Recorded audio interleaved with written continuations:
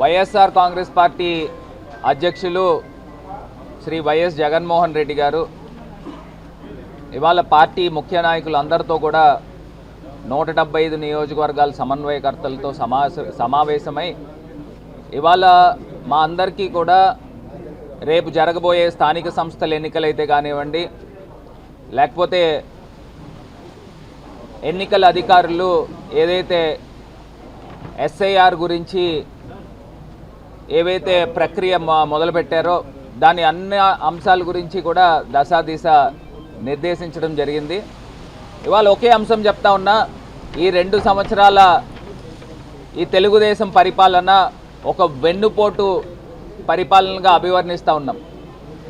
ఎందుచేతనంటే ఇవాళ భారతదేశ చరిత్రలో ఏ ముఖ్యమంత్రి కూడా సంక్షేమ పథకాలు హామీలన్నీ నెరవేర్చకుండా, కనీసం 10% కూడా నెరవేర్చకుండా మొత్తం నెరవేర్చామని చెప్పేసి ఇవాళ అడ్వర్టైజ్మెంట్లు పేపర్లు ఇచ్చే సందర్భం. ఈ 2 సంవత్సరాల యొక్క వెన్నుపోటుని మొత్తము ఊరు వాడ మొత్తం వైఎస్ఆర్ కాంగ్రెస్ పార్టీ నేతలందరం కూడా తీసుకుని వెళ్తాము.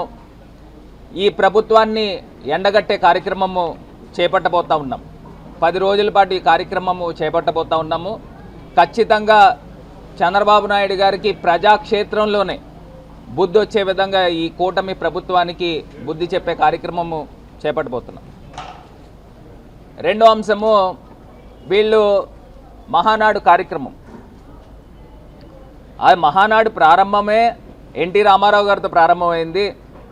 అదే ఎన్టీ రామారావు గారికి వెన్నుపోటు పడుస్తూ ఇవాళ ఆంధ్రప్రదేశ్లో చంద్రబాబు నాయుడు గారు ఆయన మహానాడు చేస్తున్నాడు. ఎన్టీ రామారావు గారి పేరు చెప్పి ఆయన చెప్తా ఉన్నాడు, ఇవాళ రాజధాని గురించి మాట్లాడుతున్నాడు. నేను మళ్ళీ చెప్తున్నాము, మా స్టాండ్ ఒకటే. ఈ యొక్క అమరావతి ప్రాంతము లోతట్టు ప్రాంతం. ఈ లోతట్టు ప్రాంతంలో రాజధానికి నివాస యోగ్యం కాని ప్రాంతంలో మీరు తీసుకుని వచ్చి 1000 ఎకరాలు ఎక్విజిషన్ చేసి ఫస్ట్ ఫేజ్ అన్నారు, అందులో కట్టింది లేదు పెట్టింది లేదు. సెకండ్ ఫేజ్ అంటున్నారు, మళ్ళీ థర్డ్ ఫేజ్ అంటున్నారు. ఇవాళ జగన్మోహన్ రెడ్డి గారు క్లియర్గా ఒక అంశం చెప్పారు. మచిలీపట్నము విజయవాడ గుంటూరు కలిపి మావిగన్ అనే ఒక అంశం తీసుకుని వచ్చి ఎవరైనా ఒక పోర్ట్ దగ్గరగా ఉంటే ఆ పోర్ట్ ఉన్న ప్రాంతాన్ని రాజధాని చేస్తారు. చంద్రబాబు నాయుడు గారు భారతదేశ చరిత్రలో ఈ రాజధాని ప్రాంతంలో రిజర్వాయర్ కట్టిన ఏకైక రాజధాని అమరావతి మటుకే. రిజర్వాయర్లు కడుతున్నారు. ఎవరైనా రాజధాని ప్రాంతంలో రిజర్వాయర్లు ఎవరైనా కడతారండి?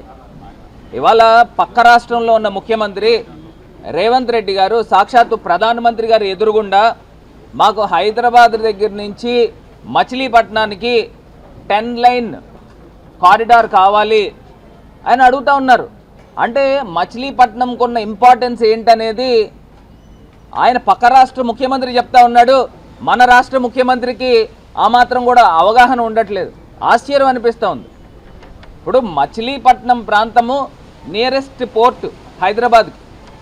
ఆయన ప్రధానమంత్రి గారిని అడుగుతున్నాడు, మాకు 10 లైన్ ఎక్స్ప్రెస్ హైవే కావాలి, కారిడార్ కావాలని. మరి ఇక్కడున్న మచిలీపట్నం విజయవాడ గుంటూరుని ఎందుకు తీసుకోవట్లేదని అడుగుతూ ఉన్నాం. ఇవాళ ఇది క్లియర్గా తేటతెల్లం అవుతుంది. ఒక ఫెయిల్యూర్ చీఫ్ మినిస్టర్గా చంద్రబాబు నాయుడు గారు చరిత్రలో నిలిచిపోతాడు.